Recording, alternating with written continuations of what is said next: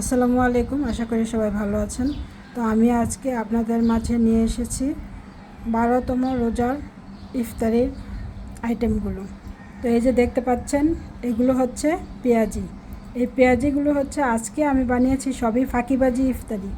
এই পেঁয়াজিগুলো বানিয়েছিলাম আমি, বেসন গুলিয়েছি, বেসন বেশি হয়েছে, ওইখানে আমি পেঁয়াজ, কাঁচামরিচ, ধনেপাতা দিয়ে পেঁয়াজও বানিয়ে ফেলেছি।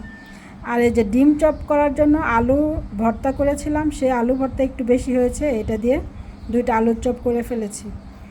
আর ডিম চপ করেছি আজকে আমি বেসন দিয়ে, অন্য সময় তো করি টোস্ট দিয়ে। তো আজকে আমি এইভাবে করেছি ডিম চপটা। তো আমরা তিনজনের জন্য 3টা ডিম চপ আছে। বুরিন্দা দেখতে পাচ্ছেন, আছে বুট, ছোলা আর কি, ছোলা ভুনা। আর এইখানে আছে বড়ই, আর হচ্ছে ইফতারির মেন আইটেম খেজুর। আর এইখানে আছে মুড়ি মাখানোর জন্য পেঁয়াজ, কাঁচামরিচ, টমেটো, শসা, ধনেপাতা, আদা কুচি। আর আছে এই যে দেখতে পাচ্ছেন গোল গোল করে কাটা পেঁয়াজ, ক্যাপসিকাম, তারপর হচ্ছে শসা, টমেটো, এগুলো হচ্ছে বার্গারের জন্য।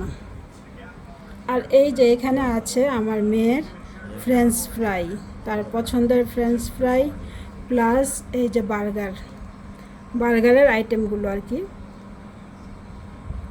এই যে বার্গারের আইটেমগুলো, এই যে দেখতে পাচ্ছেন বান, এই যে দেখতে পাচ্ছেন পেটি।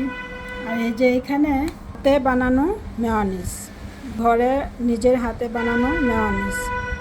এই যে দেখতে পাচ্ছেন আমার মেয়ে কত সুন্দর করে বার্গারটা রেডি করছে।